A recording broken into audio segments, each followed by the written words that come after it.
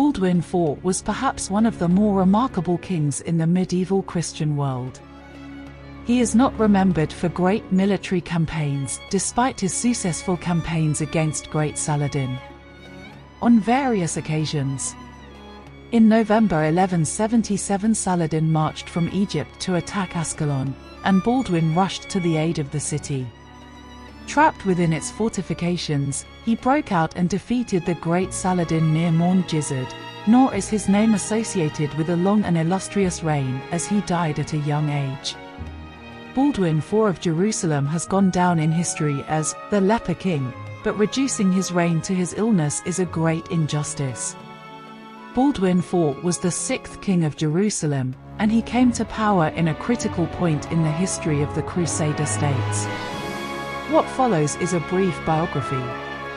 Baldwin was born in 1161, the second child of Prince Amalric of Jerusalem, the Count of Jaffa and younger brother of King Baldwin III. Just 2 years later, Baldwin III died childless, and Amalric, as his closest male relative, was the natural candidate as his successor. However, the High Court of Jerusalem refused to acknowledge him as king unless he first set aside his wife Agnes de Courtenay. Agnes was duly disposed of, but Amalric's children of his marriage, 2-year-old Baldwin and his year-older sister Sibylla, were explicitly recognized as legitimate. They remained at court with their father. In 1167, Amalric remarried, this time to the Byzantine princess Maria Komnena. At about this same time, Baldwin was diagnosed with leprosy by his tutor William, archdeacon and later Archbishop of Tyre. According to Tyre, the leprosy first manifested itself as a lack of feeling in Baldwin's right hand. However, initially, Baldwin retained the use of his other limbs and did not suffer from noticeable disfigurement. His illness was kept quiet. In 1174, Baldwin's father died unexpectedly of dysentery on his way back from a campaign against Nur ad-Din, the Sultan of Damascus. Baldwin was elected king by the High Court of Jerusalem despite the fact that it was customary for barons and knights afflicted with leprosy to be required to join the Knights of St. Lazarus. Because Baldwin was still a minor, 13, at the time of his father's death, the kingdom was placed in the care of a regent, Raymond of Tripoli, himself a descendant of Baldwin II and one of the most powerful barons in the Crusader states. Notably, at this time Baldwin could still move and above all ride without apparent impediment. In the summer of 1176, Baldwin turned 15 and so attained his majority. He took the reins of government for himself and signaled this by calling his mother back to court and placing his maternal uncle, Jocelyn of Edessa, into the powerful position of Seneschal of Jerusalem. Tripoli appears to have been sidelined, but not in any way humiliated. Given his illness, however, and the certainty that he would not sire a successor, the most pressing business of the kingdom was the marriage of Baldwin's heir, his older sister Sibylla. In fact, Tripoli had already arranged a marriage for her with William de Montferrat, a man from a powerful North Italian family. Unfortunately, William died in the summer of 1177, leaving Sibylla pregnant at age 17. Meanwhile, the enemies of the Kingdom of Jerusalem were getting stronger. The Kurdish general Saladin had first murdered the vizier in Cairo and then, on the death of the Fatimid Caliph, declared Egypt Sunni. The death of the Sultan of Damascus in 1174 opened the way for Saladin to seize control in Damascus as well, while Nur ad-Din's legal heir fled to Aleppo in fear for his life. Although Saladin would need almost 10 more years to consolidate his position and eliminate all his rivals, he had effectively united Shia Egypt and Sunni Syria under his rule by 1177, and to bolster his own legitimacy he declared jihad against the Christian states in the Holy Land. Baldwin foresought to counter the rise of Saladin by following his father's policy of close cooperation with the Byzantine Empire. He hoped to capitalize on disaffection among Saladin's Shia, Arab subjects and their resentment of a Kurdish and Sunni by jointly attacking Egypt. Unfortunately, the Count of Flanders, who had arrived from the west with a large contingent of fighting men, thought he should be made king of Egypt if he helped conquer it, and the coalition fell apart. The Byzantine fleet withdrew and Flanders went off to campaign against Syria, taking many of the barons and knights of Jerusalem with him.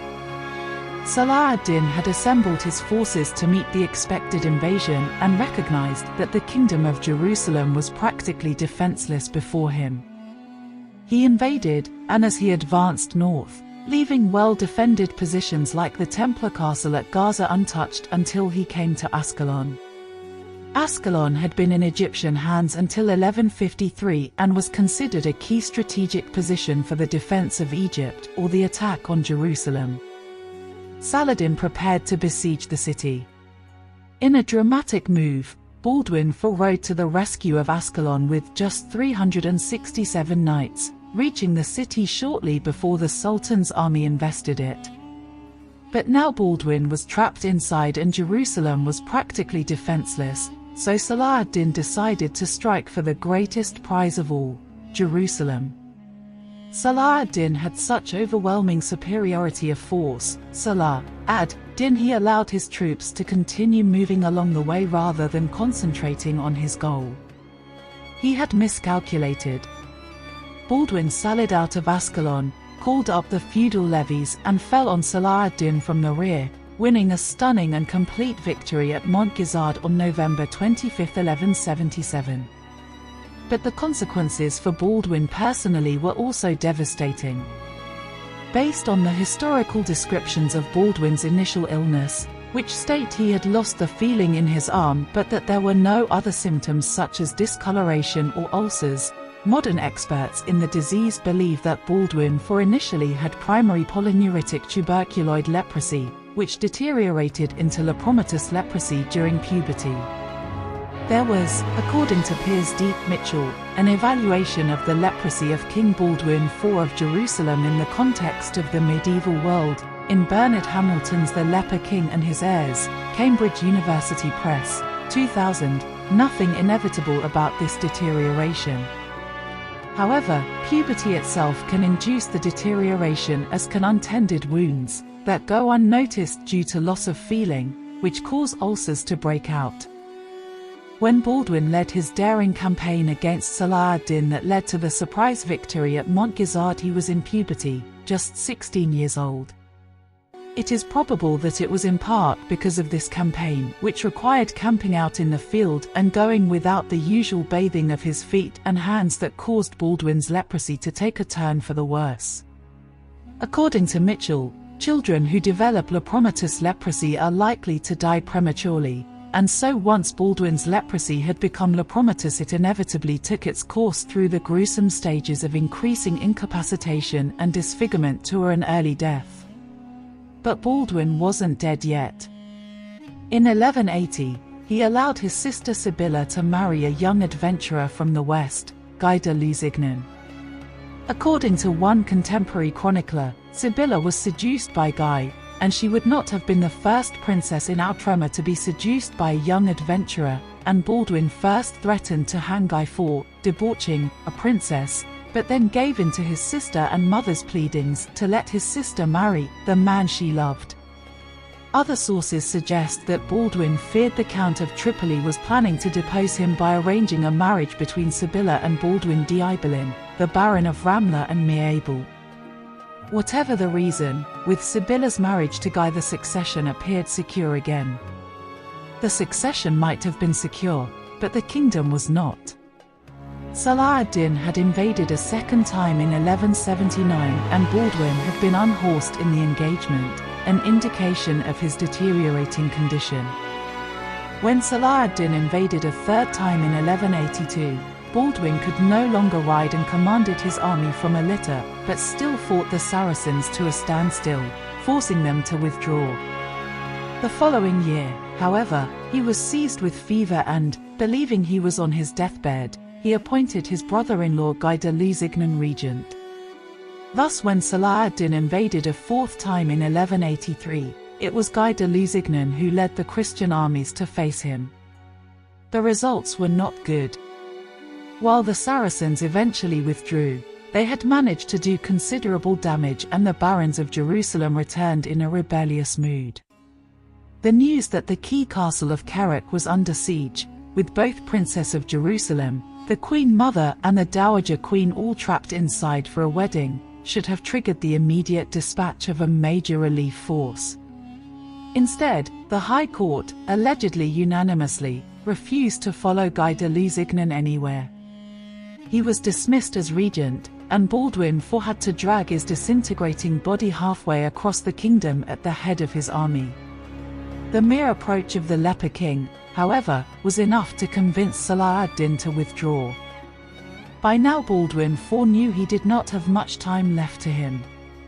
He had his nephew, Sibylla's son by her first husband William de Montferrat, crowned as a co-monarch, and asked his bishops to find a way to dissolve Sibylla's marriage to Guy in the hope that another husband, more congenial to his barons, could be found for her.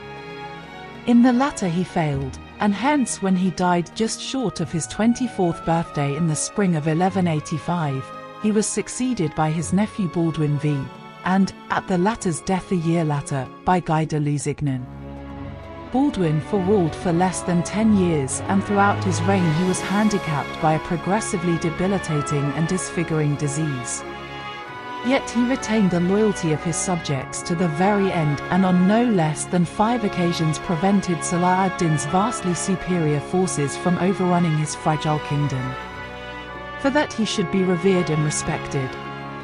Thank you for watching. Please share, like and subscribe to my channel if you like the content.